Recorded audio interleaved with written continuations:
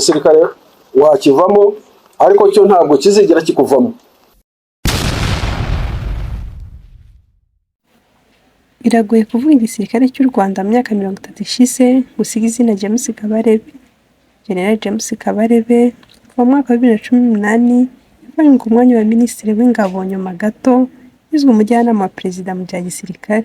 Kuva icyo gihe kenshi yabonekaga mu biganiro akunze guha urubyiruko b'ikinyezamatwa no gukunda igihugu. Ubu igihugu cy'u Rwanda gitewe ntibatangaza gitewe mwese mu cyumweru kimwe mwaba mwacwenize mwese mufite imbunda mwese nta wasigara n'aba bamaseri bose twabacunga. General James Kabarebe Minisiteri y'Ingabo z'u Rwanda yamushyize mu kiruhuko cy'izabukuru hamwe n'abandi basirikare bakuru nk'uko mu Rwanda itegeko rishyiraho sitati yihariye y'Ingabo z'u Rwanda ingingo ya 102 ivuga ko imyaka yo kujya mu kiruhuko cy'izabukuru kuri ofisiye generali imyaka 60. James Kabarebe umugabo w'imyaka 65 arubatse afite umugore n'abana 3.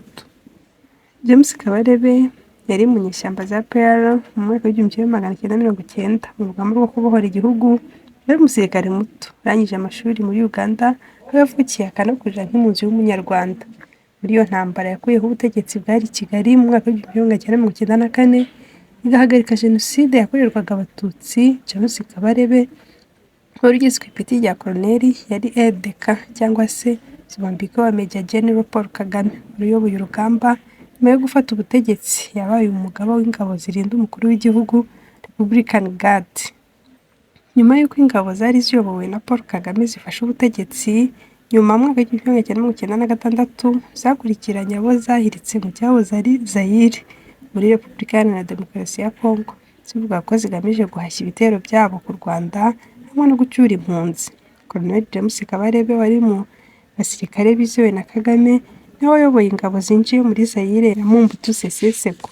Ariko intambara yafashe indi ntera ubwo ingabo z'u Rwanda zafashaga inyeshyamba za Laurent Désiré Kabila gukomeza bagana i Kinshasa. Iyo ntambara ntiyatinze cyane. Mobutu wari urembejwe n'indwara ntiyarashoboye guhuza ibikorwa by'intambara no kurinda igihugu cye. Gicurasi mu mwaka wa 1997 Kinshasa yarafashwe. Mobutu arahunga, Kabila afata ubutegetsi afashijwe cyane n'abasirikare ba Kabarebe hamwe n'urubyiruko rw'abanyekongo yavuga Ikinyarwanda, ndetse Kabila ahita agira James Kabarebe umugabo w'ingabo za Repubulika Iharanira Demokarasi ya Congo yamaze kwambura izina rya Zaire. General James Kabarebe ni umusirikare ufite umwihariko kuba yarabaye umugaba mukuru w'ingabo z'ikindi gihugu.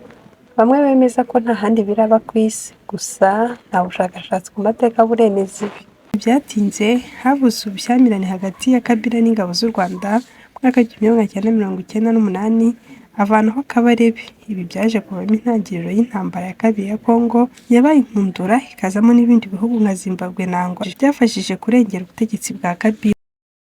Iyo ntambara rero yaturutse kuri Kabila yongera gufasha uwo mutwe noneho wari utakiri ex-FAR, wari utakiri FAR, wari warabaye ariri.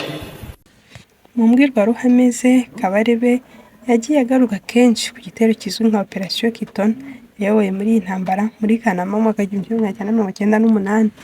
Kitona ni ikibuga cyari cyarubatswe n'Abanyamerika muri Cold War, ya ntambara y'ubutiti.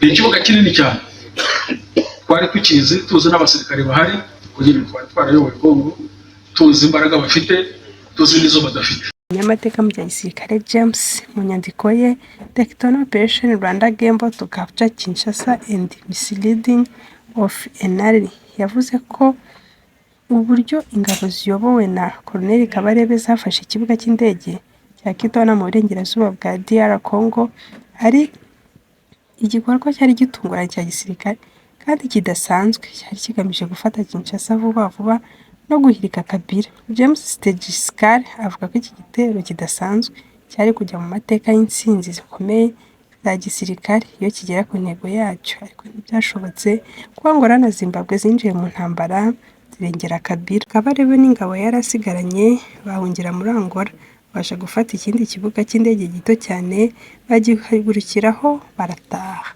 Nyuma y'intambara Kabarebe yazamuwe mu mapeti agera ku rwego rwa generali mu nyenyeri enye Muri 2002 yagizwe umugaba mukuru w'ingabo z'u Rwanda mbere yo kugirwa minisitiri w'ingabo muri 2010, umwanya yavuyeho muri 2018.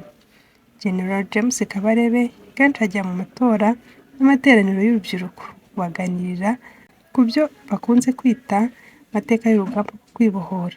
Uyu mugabo uzi kuvuga mu mbwirwaruhame azwiho kubarira urubyiruko inkuru z'intambara yarwanye nk'intambara y'abacengezi cyangwa Operation Kidon. Ubutwari bw'ingabo z'inkotanyi kabihuza n'ibiriho, kabifatanya no gukundisha abato igihugu no kunenga abanzi b'ubutegetsi bwa Repubulika y'u Rwanda. Ikindi kwihangana bijyanye na resilience, kwihanganira ibintu byinshi cyane, kwihangana abantu bakihangana, kandi kwihangana iyo ufite icyo urwanira, iyo ufite intego urihangana kuko icyo urwanira ni ikintu kinini cyane, icyo ushaka kugeraho ni ikintu kinini cyane mu buzima bwawe, ni ikintu kinini. So ugomba kwihangana rero kwabaye kwinshi cyane kugira ngo abantu bagume kuri focus y'aho bashaka y'intego bari biyemeje yo kubohora igihugu cyabo. Ibyo byose ni ibintu byatojwe, ntabwo ari ibintu byizanye, kubera ko abasirikare baturukaga hehe? Abasirikare baturukaga ahantu hatandukanye, kandi imbaraga muri iyi minsi ntabwo zikiri limited muri size y'ibihugu n'iki. No, imbaraga zisigaye ari mu mutwe. Ni technology, ni science. Ikiza rero university ya science ikora ibya science, dukeneye kugira abantu of quality people, nicyo kizatuma tubaho muri aka karere.